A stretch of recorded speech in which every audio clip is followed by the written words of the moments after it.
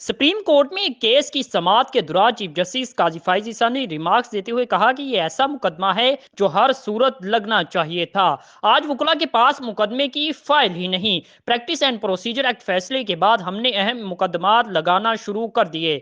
Media पर लंबी लंबी तकरीरें और कमरा अदालत में वकील के पास कुछ नहीं होता। हमने ताखीर करना होती तो फौजी अदालतों से मुतल्लिक केस का नया बेंच बना देते। दुराने समाज चीफ जस्टिस पाकिस्तान ने कहा कि दरख्वास्त गुजार मुनीर अहमद ने भी जल्द समाअत की दरख्वास्त नहीं दी। मीडिया पर इंतखाबात केस पर लंबी लंबी बहस होती है। हम केस लगाएं तो इल्ज़ाम, केस ना लगाएं तो भी हम पर इल्ज़ाम। मीडिया हम पर उंगली उठाए अगर हम गलती पर हैं। केस अदालत में चलाना है या टीवी पर चलाना है। जस्टिस अतर मीन अल्लाह ने कहा कि अपना मुकदमा सिर्फ 90 दिन में इंतखाबात पर रखें। चीफ जस्टिस पाकिस्तान ने कहा कि 90 दिन वाली बात मुमकिन नहीं, वो बात बताएं जो मुमकिन हो। आपका सारा मुकदमा ही सदर ममलिकत के इख्तियारात का है। जैसे अतरमीन अल्लाह ने कहा कि तारीख सदर ममलिकत का इख्तियार है तो फिर ताखीर का जिम्मेदार कौन है। आईनी काम में ताखीर के नताइज होंगे। अनवर मंसूर ने कहा कि सदर ममलिकत के खत के बाद तारीख देना इलेक्शन कमीशन का काम था।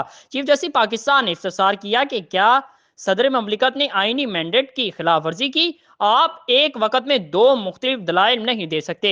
आर्टिकल 48 पर इन्हिसार करें या इलेक्शन एक्ट के सेक्शन 57 पर। जिस दस्तावेज का हवाला दिया जा रहा है इसमें सदर ममलिकत खुद राय मांग रहे हैं। क्या सुप्रीम कोर्ट एक ट्वीट पर फैसले दे। ट्वीट्स में सदर ममलिकत आईनी इख्तियारात की बात नहीं कर रहे। आप ऐसे सदर ममलिकत के अटॉर्नी जनरल भी रह चुके हैं, बहुत इखलाक वाले सदर हैं।